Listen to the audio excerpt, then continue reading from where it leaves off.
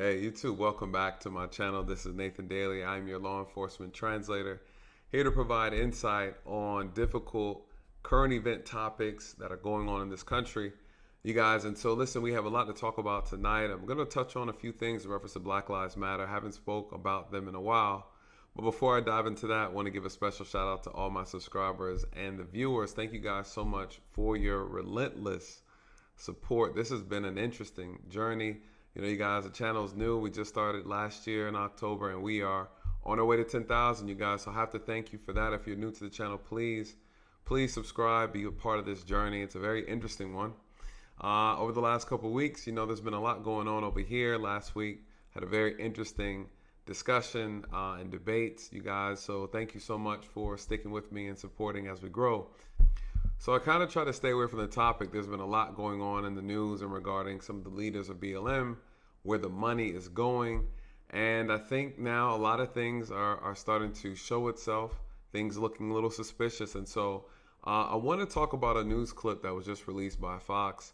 One of the BLM organization leaders, I believe, in New York, from the New York's chapter, and he was responding to a comment that was made by the New York mayor. Now, the New York mayor was asked a question about the crime and the rise of crime, and the mayor did deflect, right? He deflected and refused to really answer the question. He then threw the weight on BLM, which is unacceptable, right? BLM is its own thing. It has nothing to do with the leadership and the crime that's going on in New York. So I want to dive into the actual interview. It's really quick. I'm going to get his reply, and then we're going to talk about it, because there's a lot of great things said from this news clip, and I want to talk about it. I want to get your thoughts on it, and I want you to hear my thoughts. So let's dive into it. Let's see. All right, here we go. Who's been critical of the group. New York City Mayor Eric Adams has slammed BLM for being silent on the rising violence that impacts Black Americans.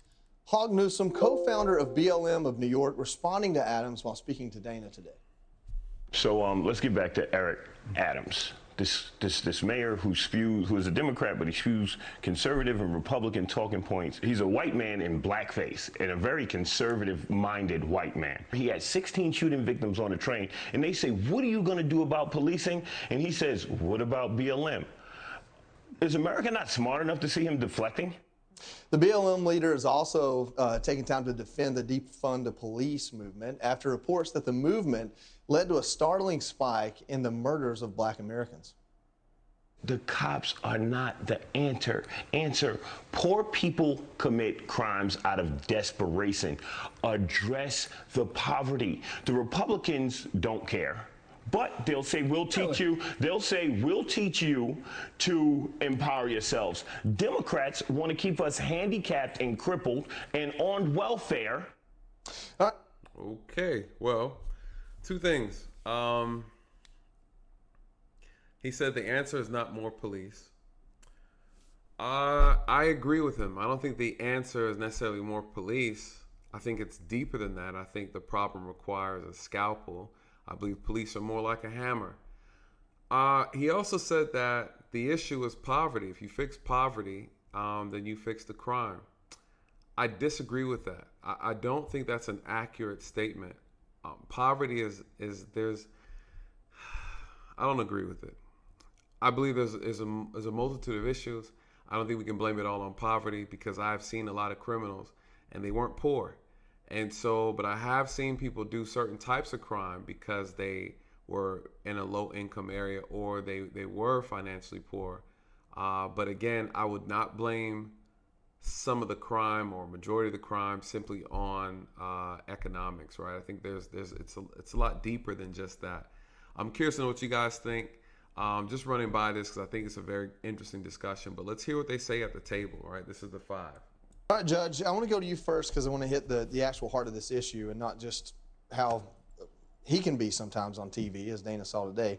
He says that Adams' plan is a monumental failure. He says 4 months into it that most of the arrests through the plainclothes officers program are petty crimes, and what he says the DA is prosecuting is just violations. So he says that's a failure and that Adams' policies aren't making the city any safer. Well, first of all, I don't know if that's the case. Number one, I don't know if street crime cops or the anti-crime unit, as it's been called historically, is there for petty crimes. That's number one. Number two, I found it fascinating that we just closed with him saying, the Republicans, they'll teach you how to help. Well, they'll teach us and they'll try to help us, but the Democrats won't do anything. I mean, I'm not sure what he wants, but here's the bottom line. We can blame the death of black. I think she misquoted him. What did he say? He said that the Republicans will teach you how to help yourself, right? And then the Democrats are keeping you in a position of being more dependent on government. Politics, man, it's unfortunately, you guys, the way I look at it is people need to be held accountable. Politicians need to be held accountable.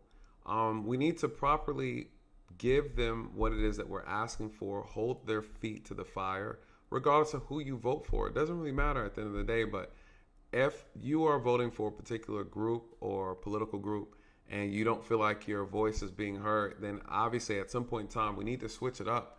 We need to switch the game plan up. I consider myself to be an independent, and so I'm very strategic about who I vote for and why I vote for them. And I think as a collective or as a community, I think we need to do the same thing. I think people are really disappointed in the black community in reference to their outcomes of what we're getting from a political standpoint. And I mean, it is what it is, right? I think it's time we have a whole new operation on how we deal with politics.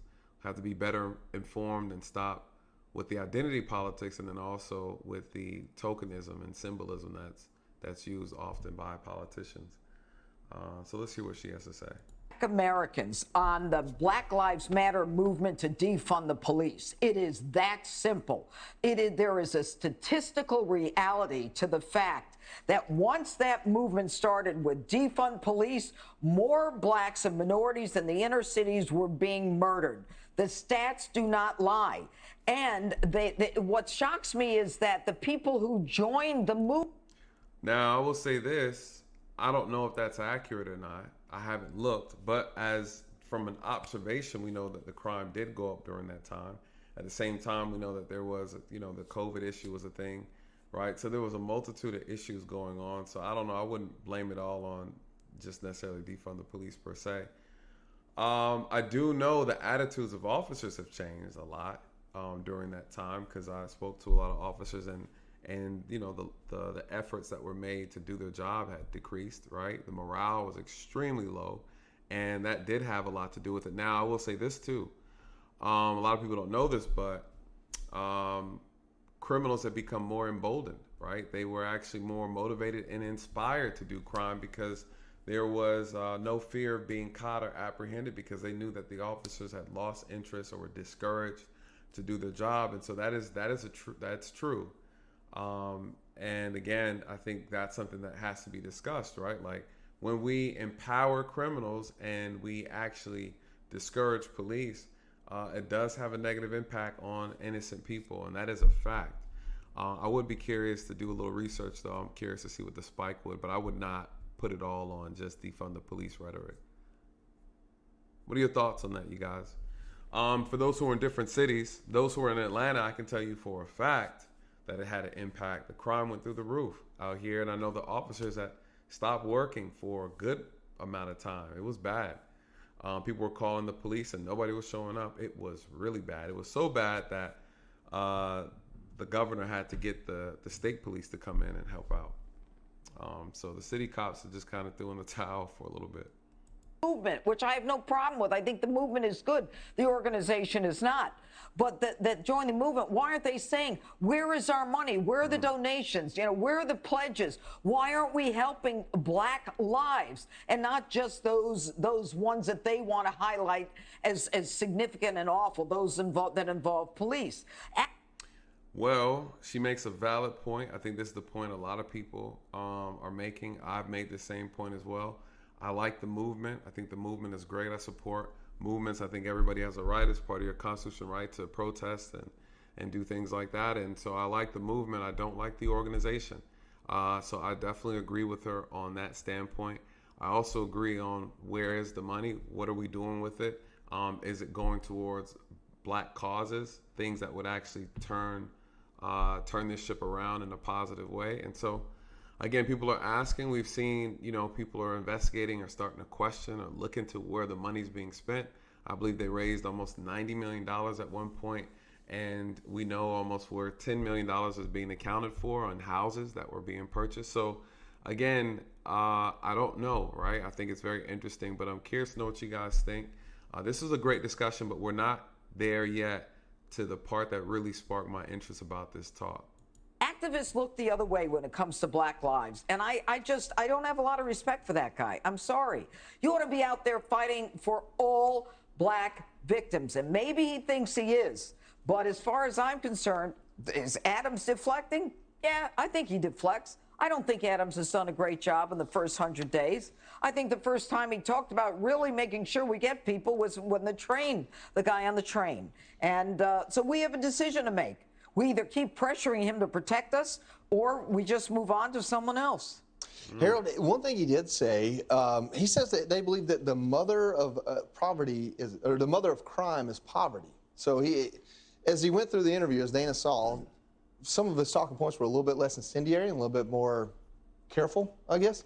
But he says that basically the only reason there's crime in New York City is that because there's poverty in New York City, and that police can't be the answer. Well, I differ with him on a couple of fronts. Number one, I think Mayor Adams is not what he described. Number two, I differ a little bit with what the judge said about the BLM being responsible for all these things, but I do agree with your overall point, Judge, that the movement is certainly something I support more than some of the individuals. But that young fellow has a right to share his views. He was on the show, and I just disagree with him. I think at the end of the day, my father grew up poor, grew up one of 15. They didn't go out killing people and robbing and looting. They went and got an education and thank God, raised families. Again, I think he made a very valid point to exactly what I was saying, is that that's not the reality for a lot of people, especially, we're talking about the most violent of crimes too. We're talking about violent crimes. That's not necessarily rooted in poverty.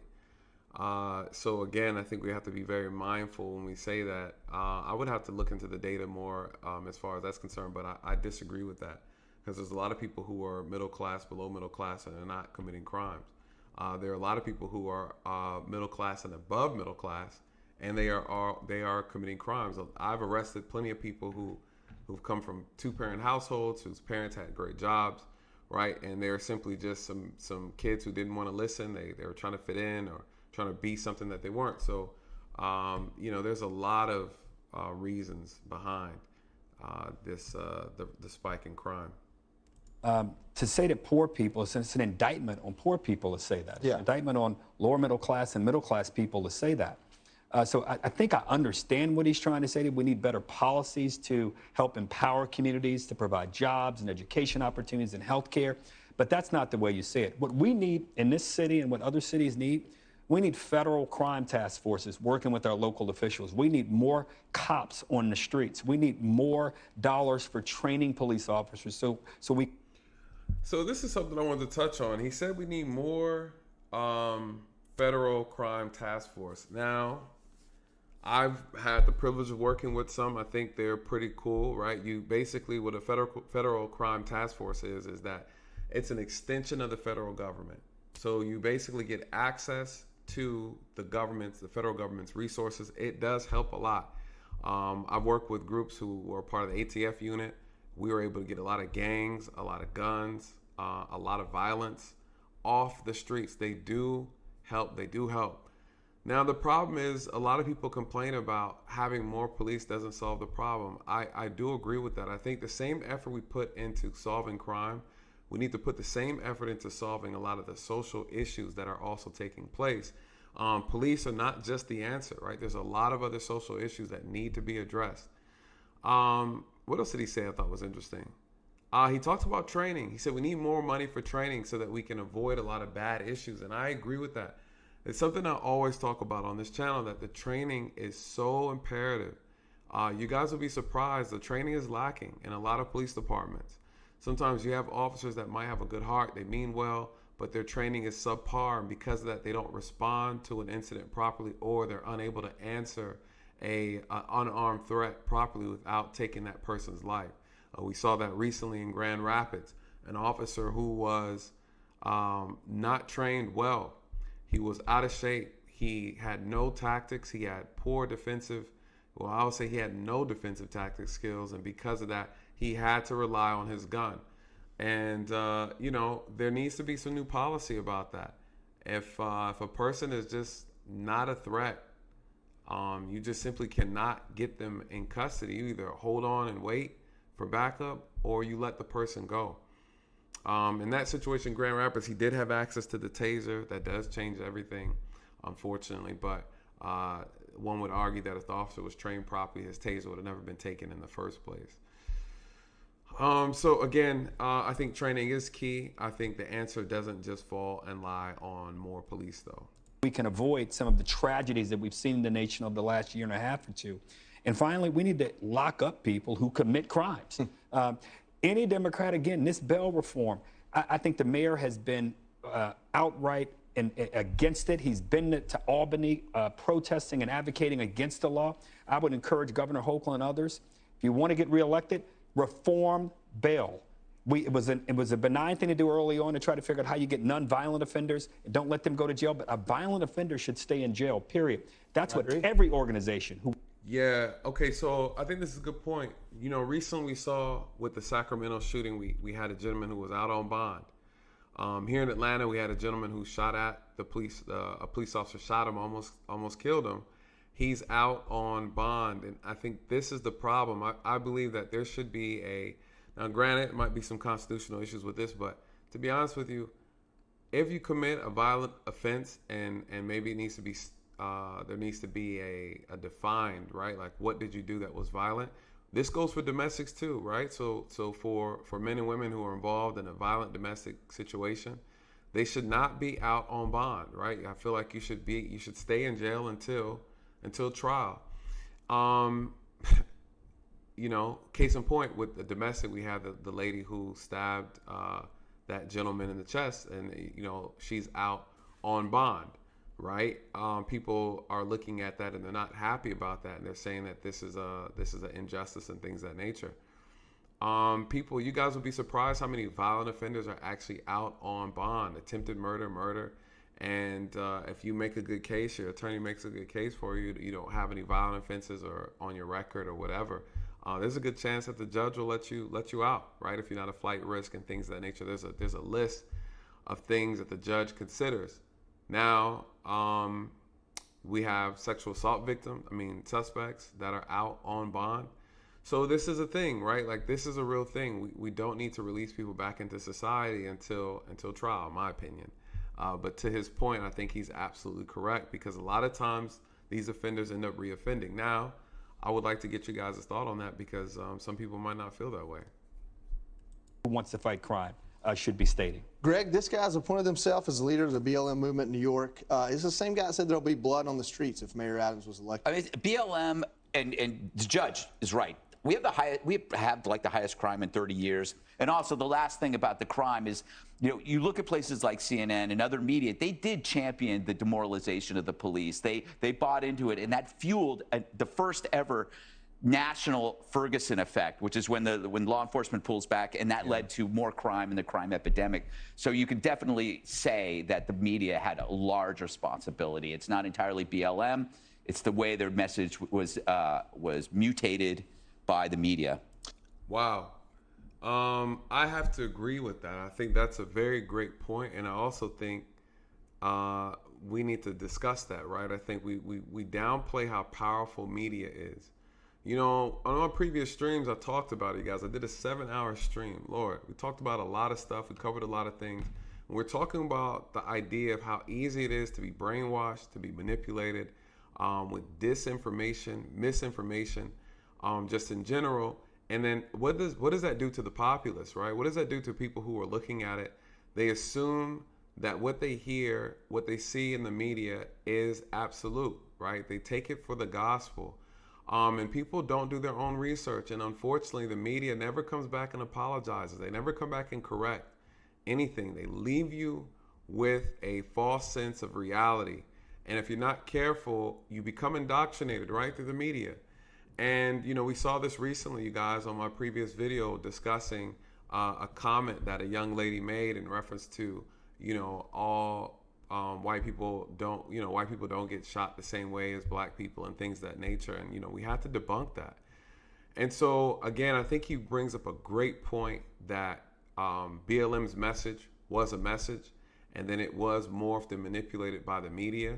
And of course, people received it wrong on both sides. Whites, blacks, Hispanic, Asians, citizens of this country took it and ran with it, right? And so it was never corrected. And next you know, we had chaos, right? So again, I think that's a great point. In reference to that, let me finish this up. I'm curious to see what else they said on here on this segment. Dana, when you guys asked him about the $6 million mansion that a BLM leader, Patrice Cullors, bought and really can't answer, he gave really examples of what his organization is doing here in New York City that's much different than that. Well, he also was one of the, he was somebody who blew the whistle on the fundraising and how they were spending the money. And he said that you have to be able to separate the two. Yeah. And I just think in the public's mind, that is difficult to do. You don't have that you're taking in all of this information. That's hard to do. Now, I also think that he has a good point about something. He said there's things that he's done in his neighborhood, which is local solutions, local control. That makes a lot of sense. One of them is, for example, they opened a Montessori school that apparently is doing great things. They're I great. said, I'll come to visit. I'd love to do it. But he said that none of the media will come and cover that story. Exactly. But they'll cover his other comments. Well, part of the reasons they cover those comments is because they're so incendiary. Exactly. And unfortunately, having just in the last 3 weeks. Now, she brings up a good point. He's saying that, hey, I'm not a part of the organization, right?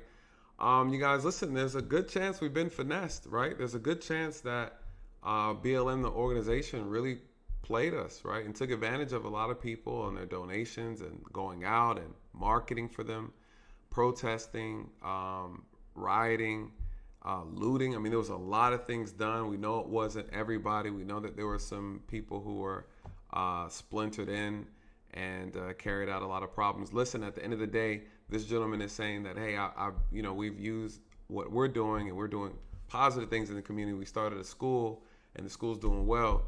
And the news isn't covering. You guys, we need our own media, right? I think that's probably one of the things too. At the end of the day, it's very hard to trust a lot of information coming from these media outlets. It's very sad, it's very manipulative, and it's very dangerous at the end of the day. And so, again, I always say we have to do our own research. Interviewed Mayor Adams and then Hawk Newsom. I'm like, wait, if you guys got in a room, you actually agree on a lot more. Yeah. For example, Mayor Adams is saying that like what de Blasio did with the public schools was horrible, and he's trying to reverse some of those things. That's something Hawk Newsom agrees with. So there is an opportunity for these two leaders. One is elected, one is appointed, but they're obviously charismatic people that if you could just figure out a way to get them in a room and bring them together, they might be able to achieve a lot more. I agree. I think at the end of the day, right, what's the bigger message? The bigger message is miscommunication.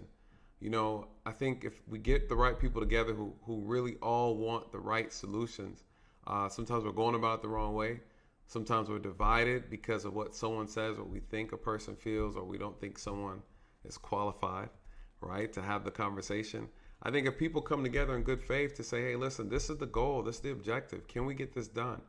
And at the same time, these elected officials, they work for the people. And I think we don't hold them accountable, man. At the end of the day, it's like people get in the office and they forget why they got there, right? So what are you guys' thoughts on BLM? What are your thoughts on what the gentleman said in reference to policing? What are your thoughts in reference to the idea that poverty creates crime? I'm really curious to see what you guys think. I just thought this was a good clip, just came across. I thought I'd share it with you guys. BLM's been in the news lately, so we'll see. Do you feel like we've been finessed by the organization, and do you feel like the organization is actually doing something positive for Black people? Have we seen anything tangible, whether in law, just whether in practice?